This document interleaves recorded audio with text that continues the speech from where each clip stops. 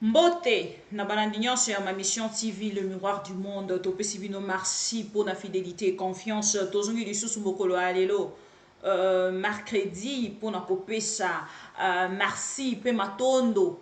Ce qui est sengé na lobayango na lingala. Matondo mingi na ba congolais nyonso o bazali conscient o bazali kolandela makamba mboka. Na moni batu ebele batindelinga video ya maman Eve Bazaiba. Balobi mama bibi tozo zela kaka réflexion na yo par rapport à la sortie médiatique ya maman Eve Bazaiba. Je viens aujourd'hui pour dire aux Congolais merci pour la conscience d'abord, ce qui est sengeli tolo bayango lo lenge wana, et puis merci na ba Congolais onyon so ba komi ko comprendre makambo ekoleka na lelo. C'est une aventure de mauvais goût. Sortie médiatique ya maman Eve sengela katika na makambo environnement. À tenir ba propos oyo à tenir te.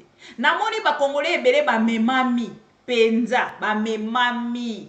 Et loko na ko ya ko interpeller plutôt ba congolais. Na ko ebisa bino bo longole loko ba bengi sentiment. À chaque fois na ko leka na ko ba congolais bo longole loko ba bengi sentiment. Kotika la na kati ya auto bengaka dissensationnel. Maman Eve Bazaiba, nous avons tellement beaucoup de vidéos. Bomoni na bandi na bilan du travail. Il ne nous reste que 4 mois. 4 mois d'etikali. Baya koyebisa biso basali nini. Bato balandi émission on attend mosu bolandi émission on a bien te. Maman Eve Bazaiba za na makambo ako réclamer na kati ya gouvernement. Kotisa biloko ebele ba dossier bela akotisa mbongo ebimate. Et là maman Eve Bazaiba linga banda kopé sa position moko boye. Je suis très déçue encore une fois na maman Eve Bazaiba parce que c'est une femme. Surtout ça. Constance eze loko yo et que na kopé sa mutu position. Ici je vais citer le nom d'un monsieur. Nayebite ce qui a changé déjà position, firmé Yangambi. 2009 à 2019, à Kota prison. S'il vous plaît, de 2009 à 2019, à Kota prison. Ces messieurs-là m'épatent. Jusqu'aujourd'hui, je me pose des questions pour na koluka koyeba alia kanenge nini. Alata kanenge nini. Famille naye soki azali marié, je ne connais pas vraiment l'histoire de ces messieurs. Mais nayebi kaka que c'est l'un de membres de l'IDPS ou l'une de personnes au azaki ko soutenir l'IDPS. Il y a même des autres balobaraki azali moko aba combattants ya l'IDPS. Ces messieurs-là bakanga depuis 2009 s'il vous plaît. Abimi prison en 2019. Après que Félix Tshisekedi a eu pouvoir. Abima en juin, si je ne me trompe pas. 2019. Je vous dis, sorti naïe de la prison, a refusé Félix Tshisekedi. Il n'a pas un grand parti. Firmé Yangambi n'a pas un grand parti. C'est un simple monsieur. Mais conscience na ye ezoyebisa que pouvoir oyo nakoki ko soutenir yangote. Ça c'est un monsieur à soutenir. Nayebi position na état actuellement. Je ne sais pas ce qu'il est devenu ces messieurs là. Ceux qui m'ont donné information na ye pesanga. Mais je me rappelle que ces messieurs là a refusé totalement Félix Tshisekedi. Mais à Outaki na prison akokaki pe komi lobelake amisala mo assiette na ye à jambon pour na soutien Félix Tshisekedi mais comment na Jean-Pierre Bemba Eve Bazaiba maman Eve Bazaiba soki to komi na ye lelo j'ai vraiment une grande réflexion sur cette maman que je respecte beaucoup mais o azali pe ko décevoir nga mingi. Je parle aujourd'hui avec mon cœur. Maman Eve Bazaiba. êtes-vous vraiment une femme de valeur? Parce que femme de valeur, bah reconnaître kaye pe na koloba. Depuis audio o ebimaki ya maman F Bazaïba, ko finga ndeko na ye mwasi. Yangone na mona ki on dirait c'est ça l'identité de maman F Bazaïba. Que le français ne nous trompe pas. Le français parlé ou écrit et qu'on s'habille sauter. Que de bons discours et qu'on s'appelle bisoter. Parce que totikali na quelques mois ya ba élection. Donc ba congolais o ba kozala conscient TP averti. Ba kokwea na kati ya motambo pour na moni ba to ebele ba partager maman F Bazaïba azakara nani ndeko na papa reculez tout petit peu. Enlevez Martin Fayoulou na kati ya confiance ya F Bazaïba. Si réellement maman F Bazaïba azalaki na peuple congolais, alingaki ayebisa ndeko Jean-Pierre Bemba. Je reste secrétaire yakati ya MLC na ko travailler na Félix Ete. Wana to zongi na vidéo ya maman F. Maman F Bazaïba, est-ce qu'azwaka temps ya kotala cette vidéo? Na kati ya corruption, na kati ya iniquité. Un président conçu dans la corruption, mboka ekobeba, ezali potopoto, ye moko Félix alobaki. Toza bomoko, muto ya kolongwa na bomoko, komo na enani likama. Akozwa likama ekozongela ye moko. Donc, toza en face ya président aza élu te aza nommé, parce que ye moko aza conscient, ayebi ki azwa ki eka à 15%. Je voudrais particulièrement saluer justement la sortie.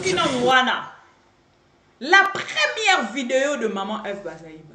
Oh, et circulaka, même pour son respect et la considération au peuple Azaki Kopé Sanaï, en tant que femme d'abord. Oh, ya Chaki Moto. Maman F Bazaïba n'ga sangana na Félix était. Parce que Félix et tu sais qu'il y a un alikama. Félix et tu sais qu'il y a 15%. Une personne comme ça, vous acceptez un bon matin, se réveiller et puis devenir VPM. Étant on ko Jean-Pierre Bemba au telemi na kiti, au tikeli ndeko Jean-Pierre Bemba, yo au telemi au vandi na kiti mosusu. Pour la respect na considération maman F Bazaïba ngaki andimangote. Mais ce qui maman F Bazaïba kei na kondima yango, boye bisanga ezali pona nini? Les intérêts personnels. Les intérêts égoïstes. Oh, bah, politiciens congolais n'y ont soit l'exception des mototés. Azali na yango. Maman F Bazaïba abimi un bon matin pour nous donner ces messages-là. Akokai koloba non, par rapport à mes fonctions, n'a répondre à ma question en atteinte de co-christian, je suis désolé. N'a la mission de service et commenter sur l'actualité politique. Il y a makambo wana eko simbate. Akokai pe koloba yango. Mais maman F Bazaïba andimi a commenté sur les kambo etalinini 15%. Sans avoir honte que azali lelo na kati ya gouvernement wana. Soki nazala ki F Bazaïba. Nakoka ki konzimate. Que maman F Bazaïba oh ayebisaki biso ke likama ezali na Félix et Tshisekedi. Quand on parle de likama, vous comprenez likama elingi koloba nini? Est-ce que boyebi likama elingi koloba nini? Likama oyo ayebi lingala yebisa biso, commentez s'il vous plaît. Likama elingi koloba nini? Maman F Bazaïba yebisa biso que Félix et Tshisekedi azali na likama. Ye moko babenga ye batalisa eke azali na 15%. Po batalisa ki eke moto aganyaki ezalaki. Bato babeti maboko. Maman F Bazaïba bazo réclamer toujours vérité des urnes. Congolais. Mon colonie ni okozwa conscience. Congolais mon colonie ni okolongo la kati ya domination de paroles politiciennes. Mon colonie ni Congolais a cause à la délivrer. Nakati ya ba parole politicienne. Maman F Bazaïba, toti kalana likama. Akokaki kosala na Félix Tshisekedi. Si réellement, azali femme de valeur. Ndeko oyo secrétaire général, akokaki koloba, bozwa ndeko, kombone eko kimanga. Ndeko mosusu oya secrétaire général, ou prenez Jacques Njoli. Moi, je ne travaille pas avec ses pouvoirs. Je ne travaillerai pas avec ses pouvoirs. Alinga qui a conservé ma valeur. Mais le local qui peine a besoin qu'on se remplir ma poche. De voler l'argent de la République. D'aller faire de projets. Oya ko zwape ba intérêt na ye. Pour na komi ko sombela. Ma pango boyoka ke na audio. Oya zaki ko swana na madame wana. Alobi depuis na komi ministre na saleli bino mingi. C'est-à-dire que a kozwa misolo ya mboka pour l'intérêt et du MLC et de sa famille et de ses intérêts, ce qui ni tout ça, je ne sais pas. Il y a une personne, hein? Bon, on a autant à Kombo na été cause importante. Azali Motomoko proche. L'un des journalistes, il y a MLC. Batindi na mission.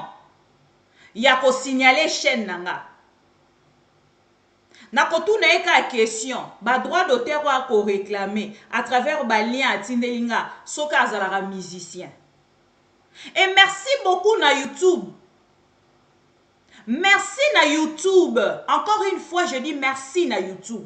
Parce que biso tongo ko sala YouTube ba benga ki biso ba journaliste à YouTube. Mais aujourd'hui, on se retrouve tous wapi. Bon répondre. Aujourd'hui, on se retrouve wapi. Nabino nyonso bo benga biso ba journaliste à YouTube. Na YouTube. C'est-à-dire que biso to mona liboso koleka bino. Tant biso to bandi YouTube balobi ba journaliste wana ya YouTube. Mais aujourd'hui, bozo comprendre fimbu o eza na kati ya YouTube. Pero luara o azalaka écarté na course selon l'IDPS.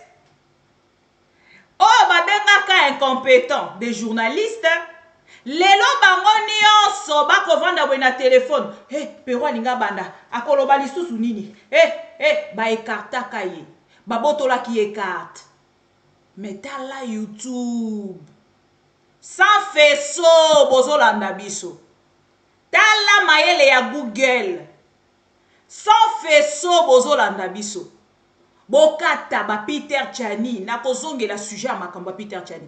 Kata Peter Tchani faisceau. Kata nani Louis France faisceau. Bokolanda bango ata na TikTok. Ah bokomi oh non, nous sommes aussi na numérique. Vous êtes na numérique. Loi wana bokangi yango depuis quand?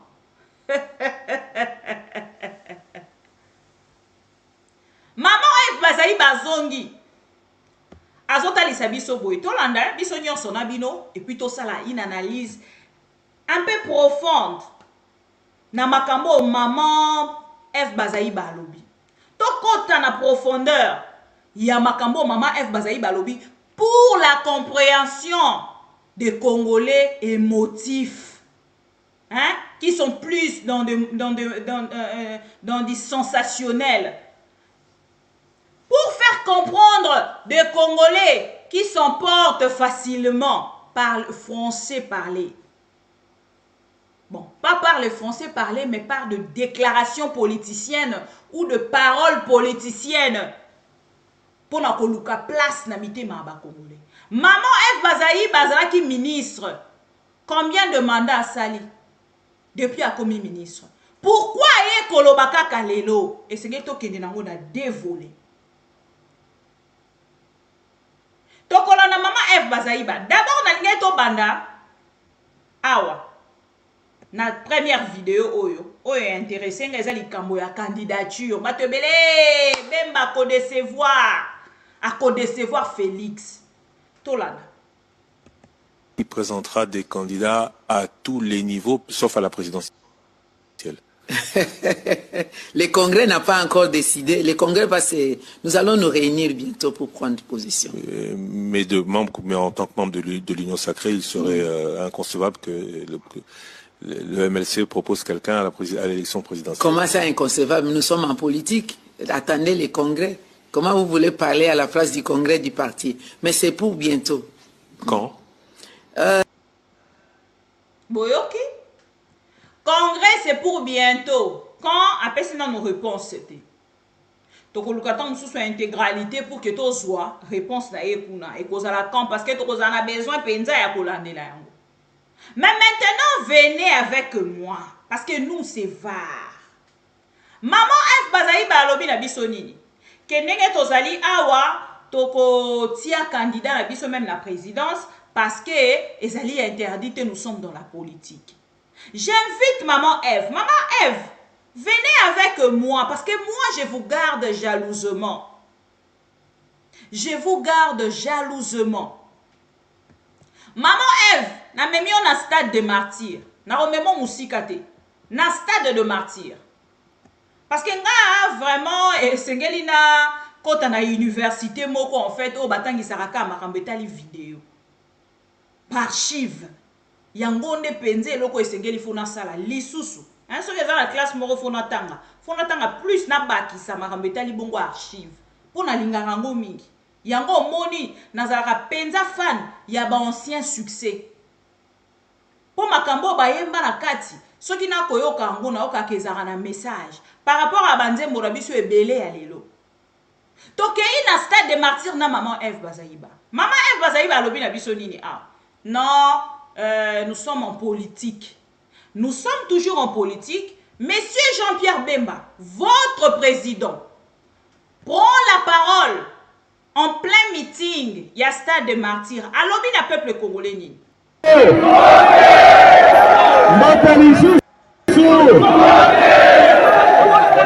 Le Zali et le Kola de Koutani Awa. Le cadre, il y a Union sacrée de la nation.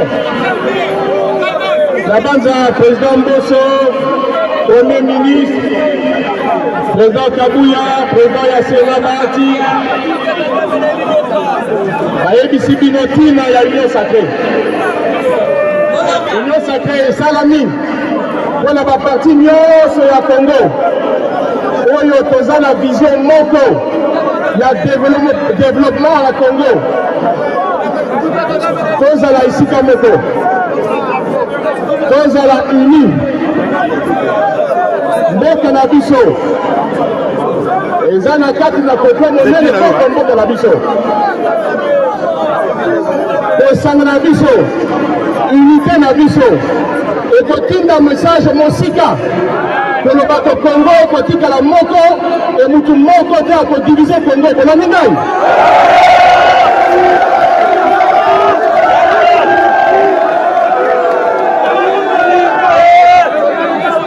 Congo na biso. Congo na biso kotika la uni. Unité ya Congo. Souveraineté ya Congo. Intégrité territoriale ya Congo. Ezali non négociable. Moko akolongola biso biloko misato wana te. Nalobi soki tosangani te, soki tozali bomoko te, be monguna oyo akozwa facilité mpo na kokotela biso. Lelo naza koyebisa bino tozali na mutu moko oyo nayebi ye makanisi na ye ezali na banda Congo tina butu likolo ya Congo. Makanisi na ye banda Congo tina butu ezali mpo na bolamu ya bapopulation ya Congo. Yango nalobi tokozala nsima na ye bitumba oyo ezali mpona kotikala bomoko. Kombo na ye nani? Kombo na ye nani? Kombo na ye nani? Yango nalingaki nayoka ezali Kati Beton. Azali na makanisi mpo na Congo tokotelema biso nyonso nsima na ye mpo na kokende liboso. Nazoloba mpo na bakongolais nyonso ezala ya nord, ya sud, ya est, ya ouest, ezala mpe ya opposition. Boyoki Neko Bemba Gombo aloba bango nyonso bazali na nani na sima ya Fachi Béton. Maintenant, et si ka confusion ya kikoya. Nasala ki analyse yo, tango mama F bazayi ba aloba. C'est là où namona ki a kotika la na moi réserve. Ya koluka kokumisa Félix Tshisekedi te, mais plutôt qu'on parlait plus MLC. C'est-à-dire motema na ye ezali na kati ya vérité des yeux, na kati ya lamuka, mais nzoto pe poche na ye ezali na kati ya union sucré salé. Yango na bengaka yango union sucré salé. Pona nini nalobi yango? Maman F bazayi batango akosala interview concernant likambo etali union sucré salé. Alobaka nini? Koloba na ye banane bandeliti na suka. Atiaka bemba liboso na MLC. Alobaka jamais asalaka lien na Félix Tshisekedi. Et yango Félix Tshisekedi aujourd'hui esengeli kotalisa ye bato nini aza na bango. Parce que lelo Félix alingi bakumisa ye lolenge boye. Hein, bato nyonso hein, bakoma robelele boye, bozela mokie. Lelo moi var hein. Tozongela moi var ya Félix Tshisekedi lolenge alingi biso nyonso tokoma lelo. Les militants du parti au pouvoir ont surnommé Roi Soleil. Les rois soleil, les redoutables, Lazare ressuscité, Lazare ressuscité. Voilà. Maintenant, pourquoi n'a la bino une vidéo, l'interview de Félix Tshisekedi. Oyo alobi alingite akoma na esika bakoma ko adorer idolâtrie et banda ko salema na kombo na ye, honneur à son nom, culte ya personnalité. Alobi akolinga te akoma wana avant akoma wana akosenga na nzambe alongola ye ou carrément ye moko akomi longola na pouvoir avant akoma na esika ya culte de personnalité. Mais lelo Félix Tshisekedi a kotalisa na mokili mobimba ke moto akosala nanga débat azate pananga ezali penser à sens unique. Même makambo mama F bazayi ba alobi tokokende sko na deuxième vidéo na ye makambo mama F bazayi ba alobi ememi sie pe déjà ngambo parce que l'UDPS basala na bango ba JT ou ozana bango ou ozana bango te, ça c'est l'UDPS. Dans l'UDPS, on ne joue pas de jeu, visiblement. Parce que ceux qui ont aucun réseaux sociaux, comme on a déjà le lengeni, maman F bazayi ba comprendre yete. Azoui déjà ba insulte, on a no azouate. Balobi azali na chef de l'État te esengeli a démissionné. Et moi, en fait, je demanderai à Madame Eve, ceux qui va côté les mains, va sanctuer en fait. Likambo ya discours na yo asali soki aza vrai akede la ko démissionner parce que soki a démissionné na moment wana ngai bibi na koloba ke maman Eve azali vrai mais à cause la pe kaka vrai te à cause la vrai faux parce que moto azwaka décision mokonzi na nga akoki kozwa décision parce que nazali na parti na ye mais nga na ko décider parce que je suis une personne de valeur pour conserver ma carrière. Na valeur nanga, ma personne, bon moi si nanga na kolobake, je suis désolé monsieur le président, je ne veux pas travailler. Mais le qu'on appelle chop, hein, on est ko Daniel Safwa abandai kolobakala, soupe andakala, soupe ngombe, soupe ya michopo antaba. Et kanga qui peut maman Eve akei allié. Lelo alingi aya pour que ebisa peuple congolais que je suis avec vous. Non.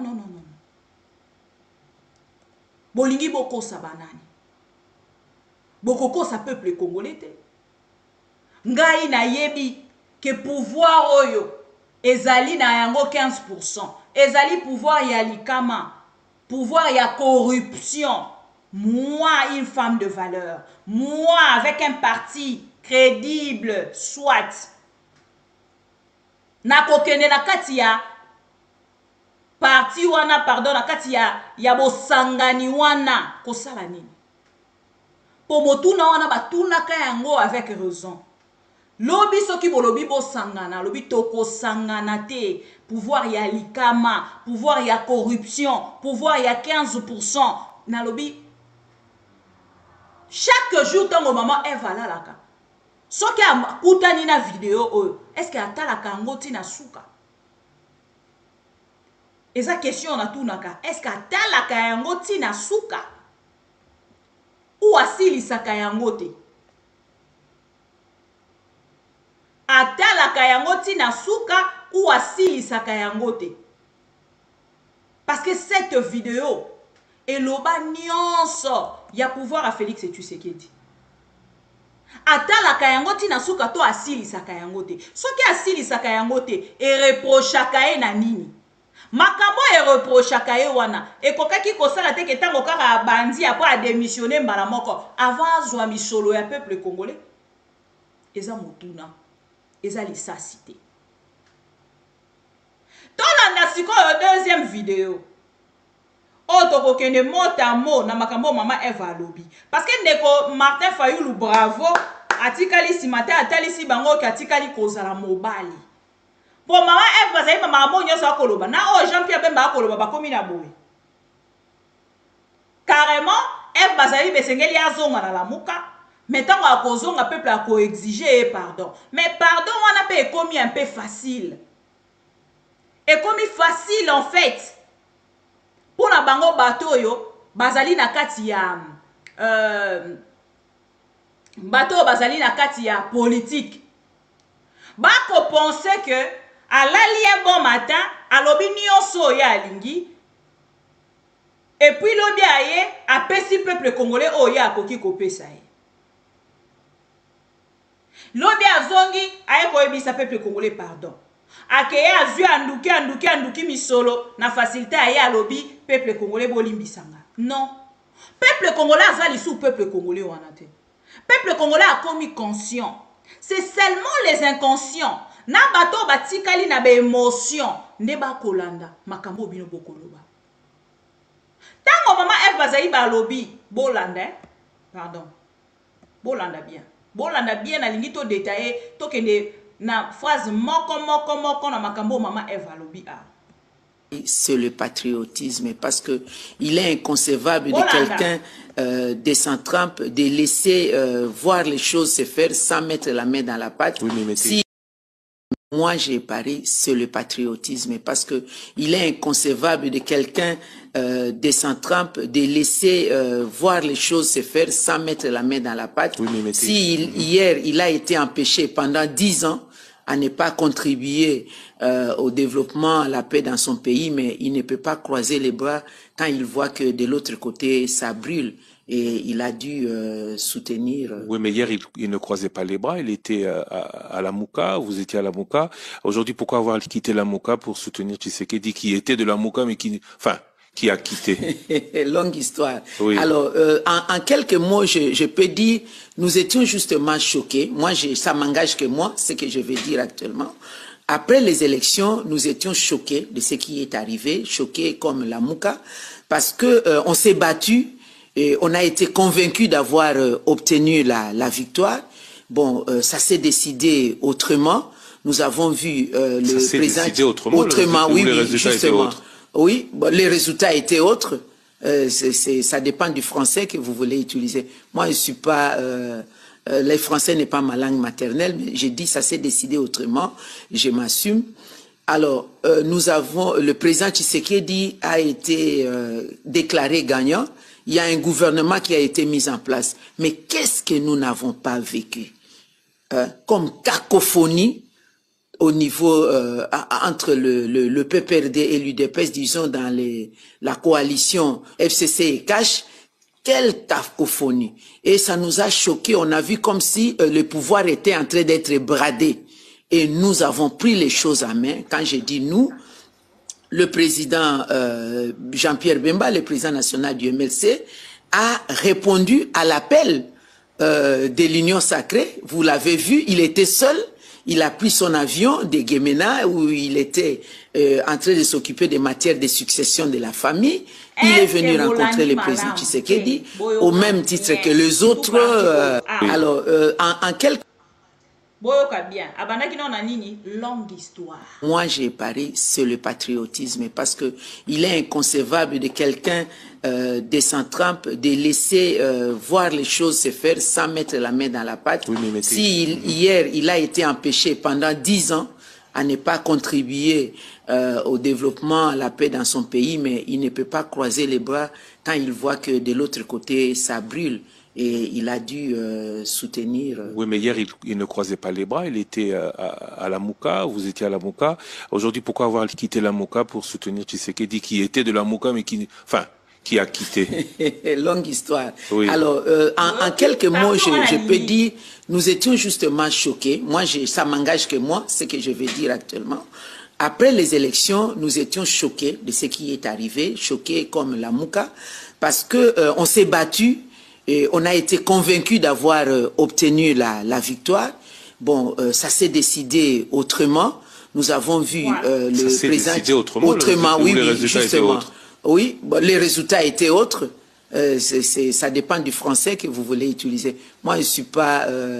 le français n'est pas ma langue maternelle. Merci beaucoup. Nous tous, le français n'est pas notre langue, maman. Merci, merci beaucoup. Tout Maman F Bazaï Balobi na biso, longue histoire. Na kati ya longue histoire, ebombi makambo ebele. Soki esengeli to croire na sincérité ya Madame F Bazaïba, alingaki azo engagement na te. Alingaki aloba président Bemba po déjà na lobi yango eza lokwa na za ko se répéter. Awa alobi na biso que les résultats et se décida qui autrement. Et ça va dépendre na français moto alingi alobela yango. Maman F, moi mon français que je vais utiliser à ce moment, le pouvoir, les résultats de Fayulu a été volé. C'est bon?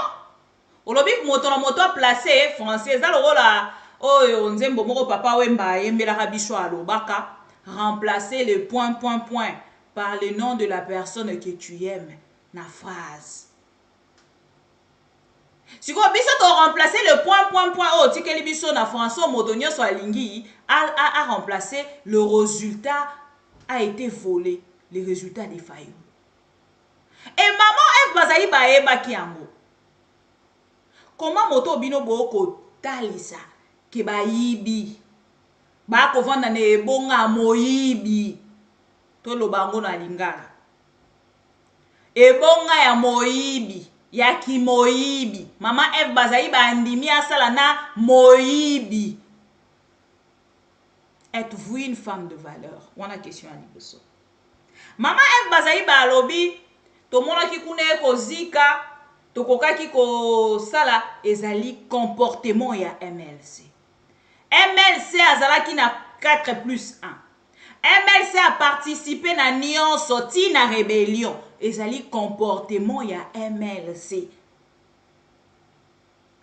C'est-à-dire MLC a yebaki nini azalaki kosala. MLC azalaka toujours du côté ya lo chocho. Et si kambongo ezali. Oh, il a perdu 10 ans. Yako pesa pe nakati ya Congo. Et si kakimia mema kimia na mboka na ye. Et 10 ans wana esengera ki aya pour que a pesa 1+. Depuis que Bemba a azui poste wana. A koti nakati ya MLC. Nini échangé na Congo. Depuis Yona Bemba. Tope MLC koti nakati ya Union Sacrée. Qu'est-ce qui a changé? Côté à Félix Tshisekedi. Le bilan de Félix Tshisekedi a changé. C'est une question que nous posons directement à Madame F, même si elle peut répondre à Bichoté. Moi, les Congolais, bah, pour répondre. Maman F Bazaï ba lobby. Azala qui choqué en tant que la mouka. Si quoi ba Congolais, oh, balingi ba mi me mama. Hey, maman F Bazaï ba, maman. Alobi azala qui choqué en tant que la mouka. Aujourd'hui, elle n'est plus choquée parce que mbongo e kokota na poche. Parce que ngai ba choqué nga en tant que femme. J'ai été blessée. Blessure wana ekoki kolongwa na mbongo te. Soki blessure wana ekomi kolongwa parce que ba pesi ngai mbongo, ba pesi ngai poste, c'est-à-dire que ezalaki vraie blessure te. Une personne vraiment oyo azali blessé lokola ba congolais oyo bazali blessé na Rwanda, bakoki kokende ko accepter facilement ko siéger lisusu na Rwanda ndenge Félix Tshisekedi akuti kosala yango na Angola. Ce n'est pas de personnes blessées au vrai sens sciemment. Une personne blessée atikalaka révolte. Atikalaka na révolte na kati na ye.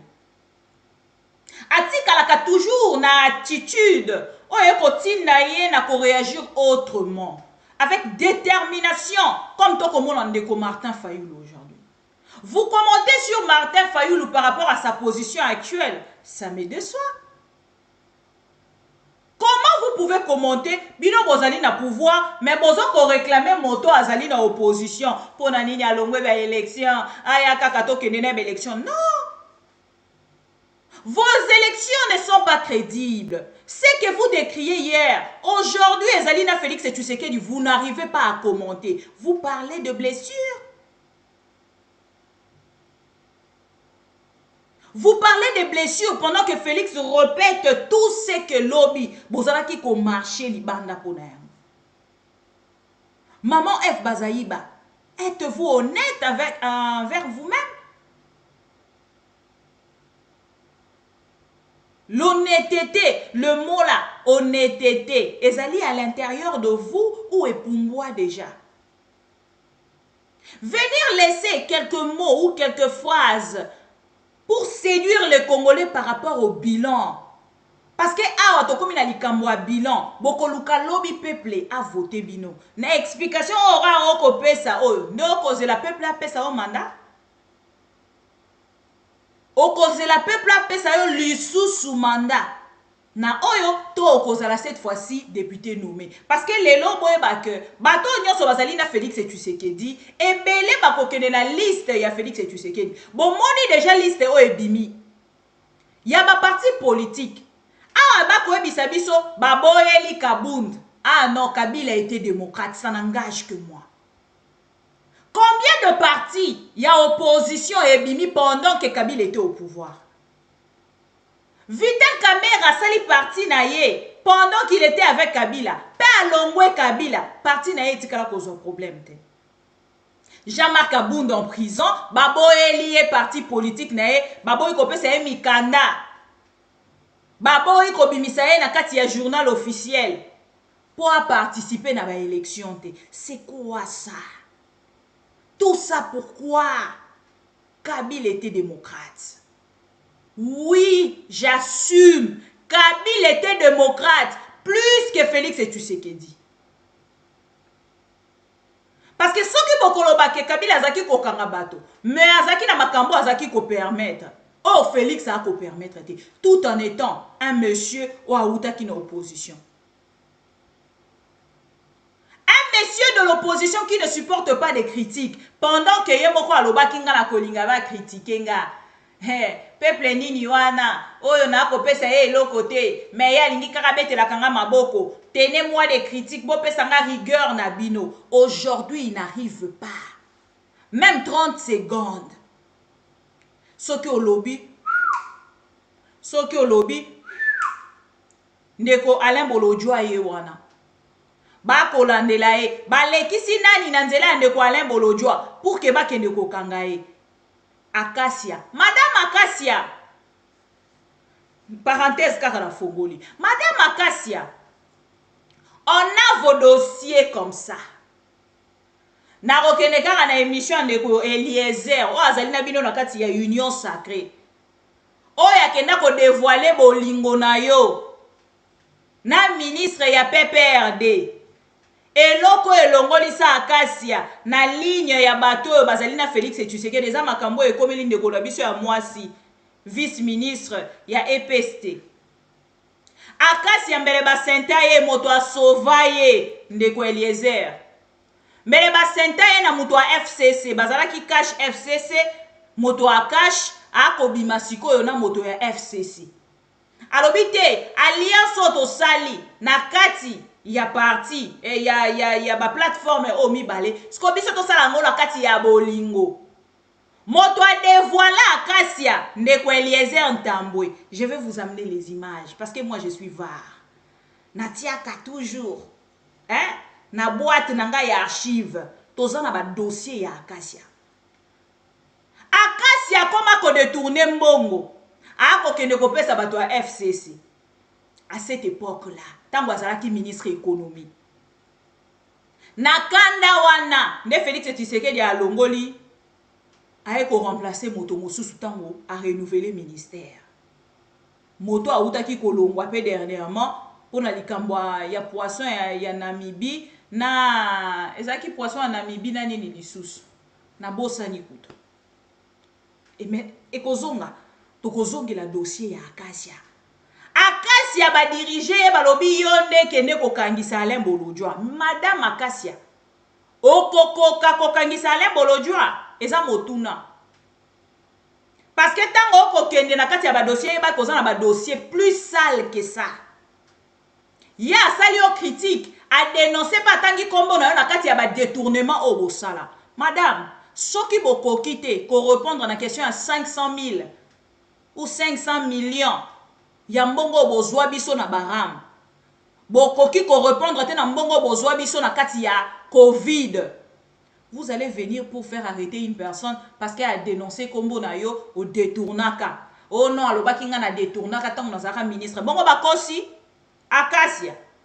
Réserve-toi et recule. Makambo eza ya niveau na yo te. Soki ezaki ya niveau na yo, olinga ko ma tiktokeuse te. Boye biselanga Acacia. Attention avec ces messieurs-là. C'est un monsieur de valeur. Alain Bolojwa. C'est un monsieur de valeur. Ça là, très attention à Ibola. Merci. Nakangi parenthèse. Tozongi. Makabo maman F bazayi ba alobi. Comment moto bino boyebi kazali na kati ya tricherie? Oye loba Kofi Olomide. Nalingaka Kofi Olomide kaka pona ba réflexion na yo de foi politique pe na makambo etali mboka. Alobaka à travers une mission. Motozo yo ke sengo. Donc maman F bazayi ba ndongo zawana. Soki ovani na kiti, oana sengo. Oyo kake botrichaki. Parce que là aujourd'hui vous participez na kati ya tricherie. Vous participez na kati ya pouvoir ya tricherie. Et vous voulez venir mentir les Congolais. Maman Ève, êtes-vous vraiment une mère? Parce que vous êtes une femme. Balobaka, éduquer une femme, c'est éduquer toute une nation. L'éducation que vous avez, beaucoup de Congolais bénéficient na yango. Na combat na yo ozaki kosala. Nous tous, ozaki ko féliciter. Ah, maman Ève, maman Ève, maman Ève. Combien de mitema oyo ozokisi? Tango osali changement, ya quand? Est-ce que lelo toroyi kolobaki ekomi mode à suivre? Bokomi ba modèle? Toroyi kobenga bino lokwa ba exemple à suivre lobi? Conseil nini bokopesa na banda na biso obako ya lobi na politique? La jeunesse congolaise. Exemple nini bozali kopesa? Nouvelle classe politique ekobota makan, je ne sais pas encore.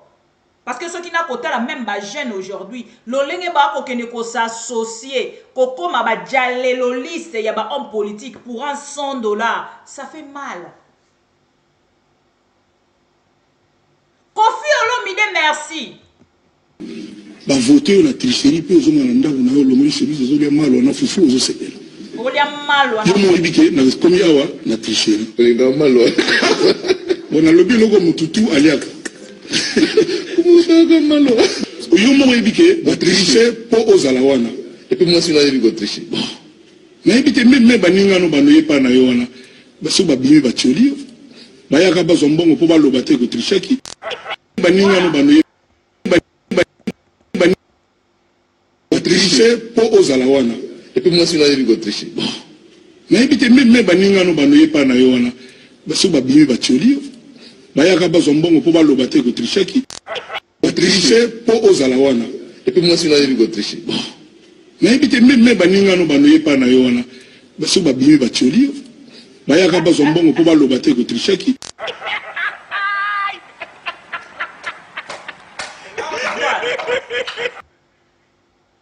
Même baninga nyonso ba mama F Bazaïba nyonso. Bandimi na bango koya pembe na Félix Tshisekedi. Bazwaka mbongo. Mais ceux qui balongo na bi 15%. 15%. Mais on a ça à l'interne. C'est une cuisine en fait interne. Peuple congolais a zomonate. Mayebi quand même kozo zwambongo. Démissionne.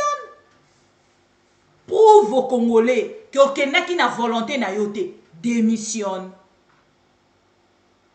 Parce que les lots ali na nzela mon côté nandeko comment on l'appelle Jean-Pierre Bemba ceux qui oyo ba congolais bazo comprendre parce que ngata on a koyoka maman F Bazaïba na katia commentaire na ya sala ki topé interview accorda ki na makambo etali union sacrée elle est dedans. Corps, âme, esprit, et ça dedans. Botika komiko ça, oh non, c'est l'esprit. Et tikalika na vérité des urnes. Non, c'est faux. Esprit na yé la vérité des urnes. Parce que même les la vérité des urnes, Martin Fayou le sa aloba, il a pardonné. Il a pardonné. A pardonné batouana nyonso, yé moko aloba ki amo. Donc maman F Bazaïba accepte aujourd'hui na Trump na ye comme ministre d'État lelo akende kosala commentaire yabo et sopi au maire. Oui, je vais décevoir beaucoup de Congolais. Oh bakei par émotion. Je suis désolé. Ngana na façon na ngana tala makambo. Moi je ne vois pas une personne honnête. Nathalie Sibino un monsieur oh yazalaka na prison depuis 2009 na ndolo firme yangami. Na tuni bino lelo aliaka ndenge nini alataka ndenge nini atikali na kati ya babot na ye. Il est resté droit. Aboya Félix Tshisekedi aloba ko travailler na été. Natangi même commentaire moko na ya moto moko a fingaka alobi avala ba tu es qui babimission na prison kanga munoko no vanda kuna tu n'as pas les droits de commenter contre Félix Tshisekedi. Donc Félix Tshisekedi aujourd'hui ba ko bimission na prison te parce que ko mérité mais babimission na prison pour ça la honneur ya Félix Tshisekedi o banda ko kumisa ko ma jalelo liste ya Félix Tshisekedi. Et voilà tous ces opposants aujourd'hui battus. On a été convaincus d'avoir obtenu la victoire. Bon, ça s'est décidé autrement. Nous avons vu le président autrement, oui, justement. Oui, les résultats étaient autres. Ça dépend du français que vous voulez utiliser. Moi, je ne suis pas... le français n'est pas ma langue maternelle, mais j'ai dit ça s'est décidé autrement. Je m'assume. Alors, nous avons... Le président Tshisekedi a été déclaré gagnant. Il y a un gouvernement qui a été mis en place. Mais qu'est-ce que nous n'avons pas vécu comme cacophonie au niveau entre le PPRD et l'UDPS, disons dans la coalition FCC et CACH, quelle cacophonie. Et ça nous a choqués, on a vu comme si le pouvoir était en train d'être bradé. Et nous avons pris les choses en main. Quand je dis nous, le président Jean-Pierre Bemba, le président national du MLC, a répondu à l'appel de l'Union sacrée. Vous l'avez vu, il était seul. Il a pris son avion de Guémena où il était en train de s'occuper des matières de succession de la famille. Il est venu rencontrer le président Tshisekedi au même titre que les autres, le président de l'ensemble et le président actuel du Sénat. Ils sont allés, ils se sont entendus. Et... Tant qu'on a tourné tout à l'heure, Ndeko F Bazaïba, Jean-Pierre Bemba, MLC, tango bakoti na kati ya Union Sacrée. Naningi moto moko a répondre nga.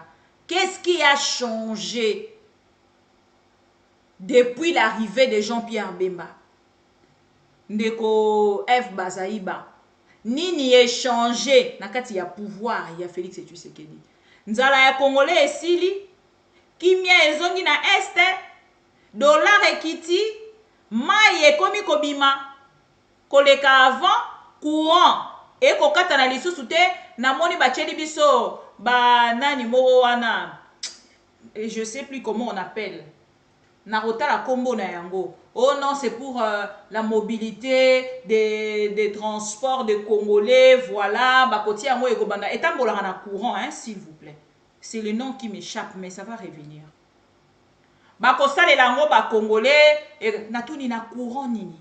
Chaque député nationaux, provinciaux, bazana ba groupe électrogène. Président de la République, Félix Tshisekedi, actuellement, à kotambola na back power. Na kati ya bureau na e, tomona na back power, ceux qui boche temina roela bino photo ponga var. Tant oboko linga kokosa congolais, boko sala ngona combien de mois? Parce que Félix Tshisekedi na 200 brazo kende. Balingi basala projet moko mbango ba yi bali susu mbongo. Ils veulent voler encore de l'argent après basundole libino projet moko wana bokoye bakosili sango te mutu nango yebante comme le roi immeuble eza na gare centrale. Immeuble moko eza na gare centrale. Soko comme na gare centrale talaka na droite na yo. Omona immeuble moko eza wana ba détourna mbongo nango kala. Pa bato ba utaka Qatar, soki Dubai, ba saoudien wana. Depuis ba détourna mbongo wana immeuble wana ezokende na ba 10 ans, 15 ans. Et si la ralissoute, et tigara wana, et stagina. Tout ça pourquoi? Parce que vous nous amenez des gens de l'extérieur, au Ibinae ensemble, aux Umisolo Pessie, au Loebisie gérer projet OE, n'gesi na zu par nanga. Yebe atali abisoki ye mona mboka Ibi. Et bongonga, allez, nazumbo rakei. C'est ce qui se passe avec ces voleurs.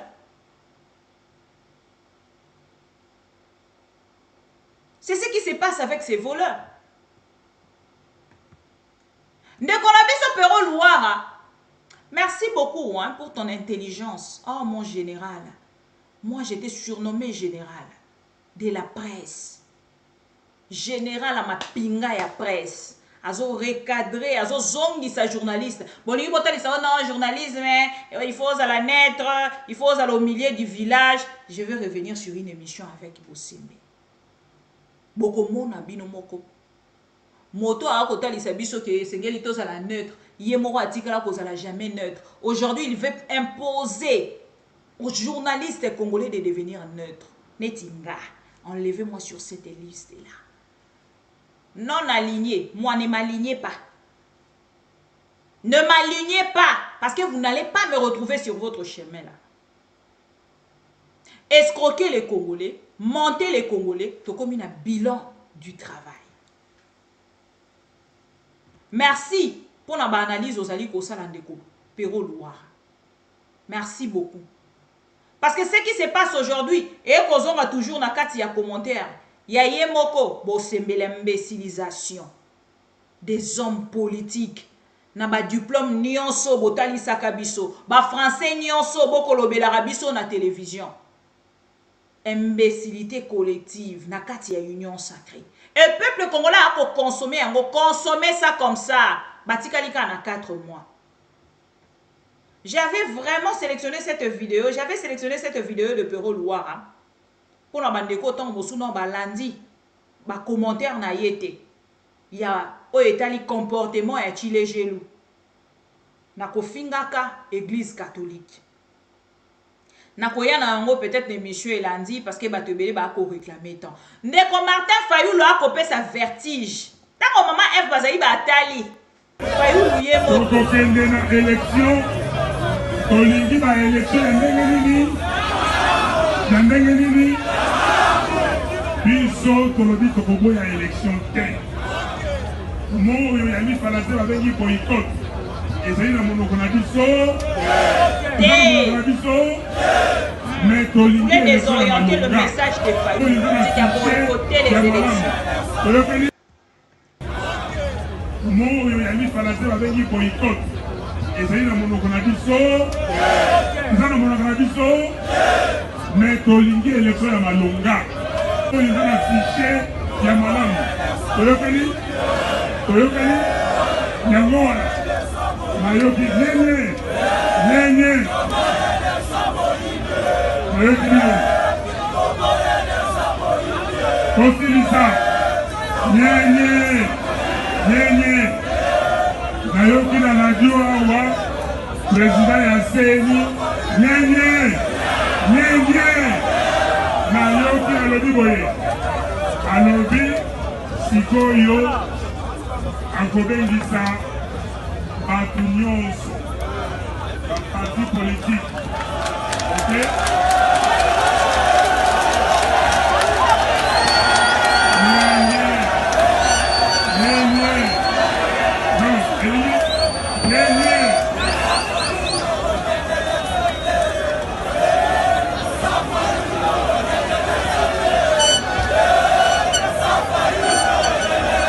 Merci. Aujourd'hui, sans faillir pour vous connaître. Non, elingi koloba boye soki fiche ezali ya malamu te na koloba na bino moto moko te. Voilà. Fayulu aboyi ba désorienté o ezali message na ye. Alobi te ke akokende be élection te, a boycotté be élection non. C'est différent avec Papa Etienne Tshisekedi. Ya alobi esengeli babongisa fichier électoral. Soki babongisi yango, nde na moment wana akokende be élection. Tant que babongisi yango te, tokokende be élection te. Na Martin Fayulu bakokende be élection wana te. Au moins, ba Congolais bayoki et puis ba comprendre. Et c'était important, meeting oyo, y a ba 4 leaders. Et Fayulu a kozala toujours moto. Te maintenant. Et awa basali rétro-pédalage na ngambo CENI, balobi siko bakobengisa ba parti politique nyonso. Martin Fayulu a ebisi bango lobi je suis prêt, ya ko répondre, mais pona kotalisa na kadima ke oyo bo revoir. Et non pour Nakoloba, merci beaucoup Félix et Tshisekedi Toye ko sangana na pour la élection, ya kitoko ko organiser parce que ces élections botika na ebisa bino et cause la élection moko soki ba organiser yango et ko paralyser mboka soki ba kenango na sens o IDPS e ko kende parce que déjà Kazadi atalisi bizaleli. To ko revenir na ba commentaire sur yango pour que to comprendre, to faire comprendre ba Congolais au non baza distrait. Sans y a réflexion na biso sur makambo Kazadi asali soki kadima Kazadi Peter oh ya ministère ya intérieur liste na o abimisi ya ba parti politique et ko la kisalo lenge nini na ngambo na bango papa ba parti politique 30 et bimi mokolo moko nyonso ba ko soutenir Félix et Tshisekedi. Qu'est-ce que nous voyons là? Qu'est-ce que nous voyons là? Congolais, réveillez-vous. C'est ça le plus grand message. Bobi malakati ya ndombolo, bobi malakati ya réflexion ndombolique, boko mona ke toko kende musika parce que 4 mois o etikali. Eza lisu ebelete. Parce que bilan baza na yango te. Bana bilan te. Le bilan est largement négatif. Bino nyonso bolandi. Bilan à Félix et Tshisekedi ezali largement négatif et ba Congolais nyonso bayebi likambo akoloba likolo na yango ezate. On se retrouve donc tout à l'heure na bandeko nyonso balingaka biso na ba o ba détestaka biso po biso tozali na bino. Et longo na bino tosima mitema soutenons nos pères spirituels de l'église catholique.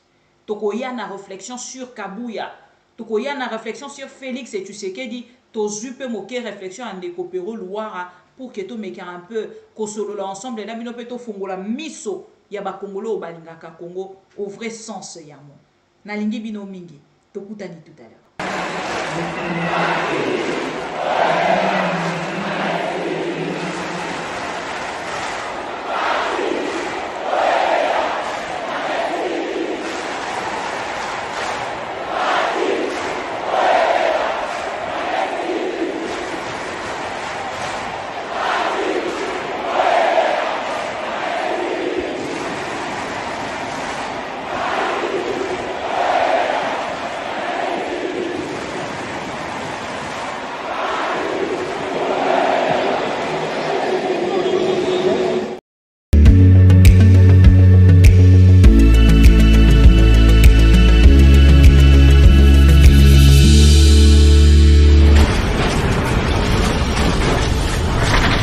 Ma Mission TV.